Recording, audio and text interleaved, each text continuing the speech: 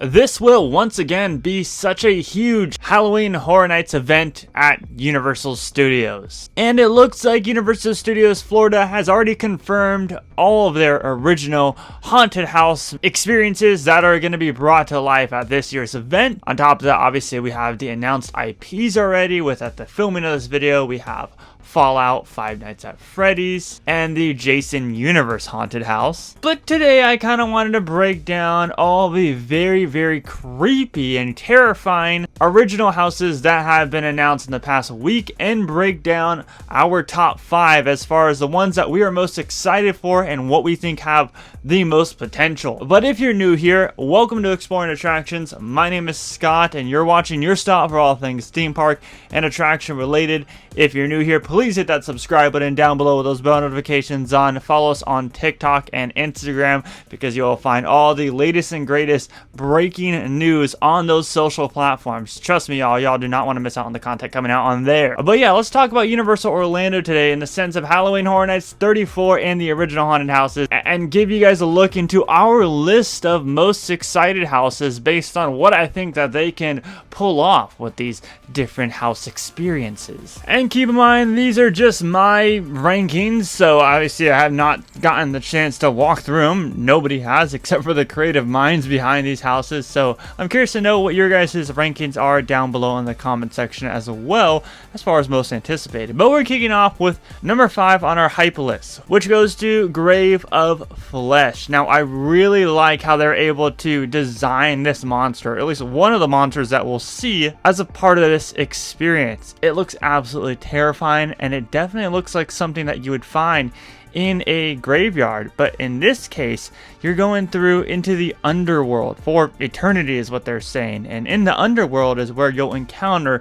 these creatures. This is a complete different take on a graveyard type of house. Like I've talked about before, graveyard games is just a way different take on a graveyard. That's more like a fun graveyard, if that's such a thing. Well, in graveyard games it was. This really goes more into the more dark side of a graveyard and what lies underneath, and what lies underneath is these terrifying creatures that you see on the key art. And the fact that they're going to be feasting on your flesh and they're hungry for flesh, and it seems like this is going to be a very gory haunted house. I'm not one for the gore, and that's probably why it comes in at my number 5. Not that I think that it's going to be a bad house, I'm just not a big fan of the gore stuff, to be honest. Ironic, right? Because I'm a big horror fan. Number 4 was the first out of the original haunted house announcement kind of week, which is El Artista, a Spanish haunting. This was actually announced at the Spooky Empire panel, and they gave us a good idea of what the main character is supposed to look like. Now, for those of you guys who don't know, the storyline behind El Artista, a Spanish haunting, is basically this aspiring artist goes to a mansion, or a country manor for that matter, and well, what he discovers there is not very fun at all. The art comes to life and possesses him, essentially. And now, when I first heard about the description and first was looking at all the clips from Spooky Empire panel, I immediately thought of the Rotting Stone Museum Deadly Exhibits, where like the exhibits are coming to life and they're kind of like interacting with the crowd and essentially possessing the crowd. That's kind of the vibe that I'm getting here, except for instead of the deadly exhibits, it's art coming to life. Now, I'm really curious to see what Orlando's able to do as far as the different horror aspects of art. Obviously, this is kind of like a Spanish Latin themed house. Will they be using some of the Spanish folklore on these art pieces, like La Llorona? Maybe she'll come to life. Maybe she's been painted onto one of these paintings. Is that kind of the vibe that they're going for? Because if it is, that has some huge potential. And I think the unknown of this one and not knowing exactly what type of art that they're going to be essentially bringing to life really excites me. There's a lot of unknown with it, and I think it's definitely going to be a sleeper hit. So El Artista comes in at my number 4. But number 3 is a theme that I feel like you really can't get wrong at any haunt event for that matter, especially with Halloween Horror Nights Orlando. This is Dolls Let's Play Dead, where they're really going to be messing with the scale of stuff. And what I mean by that is they're going to shrink you down to doll size. So when you're walking through this attraction, you are going to feel like you are the size of a doll with a terrifying little little girl, or I should say a terrifying, twisted little girl haunting around every single corner. I think that honestly this will probably be the creepiest house out of the entire original house lineup. I mean, you think about creepy dolls, that's already creepy enough. But then the fact that they're going to shrink guests down and make it to where the scale around you is super big and you feel like you can't escape and you have a fear of being stepped on or manhandled by this twisted little girl, I think that's going to be extremely creepy. I can only imagine the soundtrack playing throughout this experience. And like I said, it's pretty difficult to mess up a doll's theme for any haunted attraction, let alone HHN, because they do a phenomenal job at bringing their original houses to life. And I think that's what makes me very excited. There's not much more to this one other than, like I said, it's a creepy dollhouse, and I think that's why it comes in at our number 3 spot. But number 2 is the one that I for sure thought was going to be my number 1 most anticipated when it was announced, and one that I am really excited to see because we saw it in Slaughter Cinema 2 last year.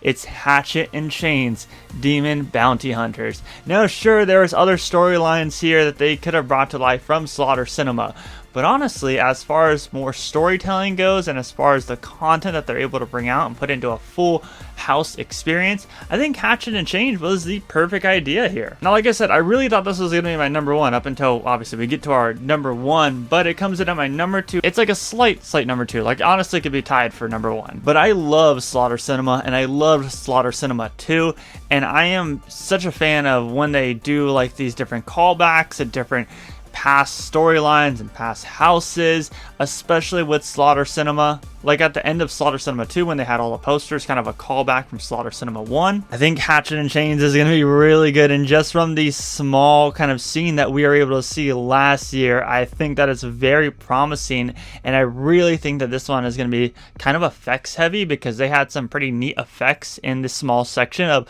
Slaughter Cinema 2 last year. And Demon Bounty Hunters, I mean, come on. We have Fallout with Ghoul, who's a bounty hunter. Now we have Demon Bounty Hunters. Heck, let's just make the whole event theme bounty hunters, because I'd be all for it, to be honest. Especially Old Western. I mean, I didn't get to walk through the Old Western house that they had a long time ago at Halloween Horror Nights Orlando, but just from the photos and videos that I saw, it looked very impressive. So I can't wait to see what they do with kind of a more Western theme in Hatchet and Chains Demon Bounty Hunters. But our most hype, our most anticipated house for this year's Halloween Horror Nights 34 at Universal Studios Florida has to go to Gauken Monsters of the North, where we have to escape the belly of the beast. And this one definitely comes in at my number 1 because I'm getting major Ghostbusters vibes, and I feel like lots of people have kind of got that vibe.